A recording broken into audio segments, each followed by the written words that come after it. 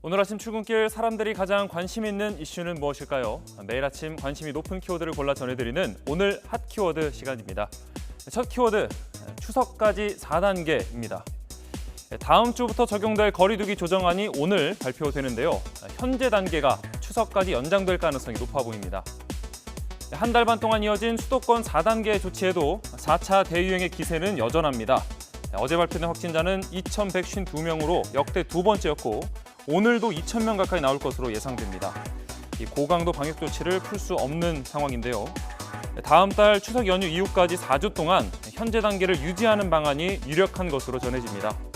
다만 백신을 다 맞은 사람은 사적 모임 허용 등 인센티브를 제공하는 방안도 논의 중인 것으로 알려졌습니다. 지난 2016년 강남의 한 성형외과에서 25살 청년 권대희 씨가 수술 도중 과다출혈로 숨진 사건이 있었는데요. 수술을 집도했던 원장에게 1심에서 징역 3년의 실형이 선고됐습니다. 당시 CCTV 영상을 보면요. 마취된 환자가 침대에 누워있고 밑으로는 출혈이 보입니다. 그런데도 담당 의사는 나가고 간호조무사들만 수술방을 지킵니다.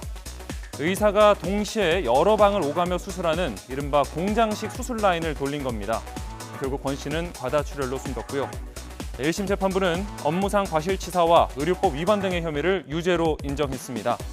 하지만 고 권대희 씨 유족은 형량이 가볍고 또 상해치사죄나 살인죄가 적용돼야 옳다면서 법이 의사들에게 왜 관용을 베푸는지 모르겠다며 아쉬움을 나타냈습니다. 이른바 불가리스 사태로 사퇴를 선언했던 남양유업의 홍원식 회장이 아직 자리를 지키는 것으로 나타났습니다. 이 모든 것에 책임을 지고자 저는 남양유업 회장직에서 물러나겠습니다. 또한 자식에게도 경영권을 물려주지 않겠습니다. 네, 지난 5월에 있었던 기자회견 모습입니다. 눈물로 한 약속은 아직도 지켜지지 않았는데요. 남양유업 반기보고서에 따르면 홍 회장의 직함은 여전히 회장이고요. 회장실도 그대로고 때때로 출근도 하는 것으로 전해졌습니다. 또 회사 돈 유용 의혹으로 해임된 장남 홍진석 상무는 어느새 전략기획 담당 상무로 슬그머니 복직했고 차남인 홍범석 외식사업본부장은 미등기 임원으로 승진했습니다.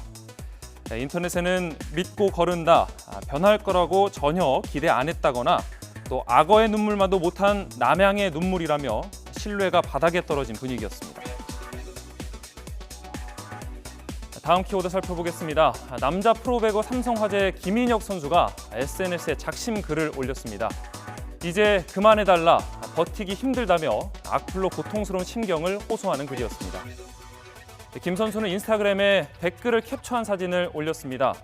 화장하지 말라거나 외모가 부담스럽다는 등의 비방이 담겨 있는데요. 사진 아래에는 10년 넘게 들었던 오해들, 무시가 답이라 생각했지만 지친다는 글로 오랜 시간 악플에 시달려 왔음을 시사했습니다. 또 자신은 화장을 한 번도 한 적이 없고 남자 안 좋아하며 여자친구가 있다는 구체적인 개인사까지 밝히면서 그동안 어떤 악성 댓글에 시달려 왔는지를 짐작할 수 있었는데요. 누리꾼들은 전성기인 나이에 실력에 영향이 미칠까 걱정이다. 다 잘생겨서 질투하는 거다. 신경 쓰지 말라며 김 선수를 응원하기도 하고요. 선수 외모 지적할 시간에 본인 인성이나 관리하라며 악성 댓글러들의 자성을 촉구하는 목소리도 있었습니다. 지금까지 오늘의 핫 키워드였습니다.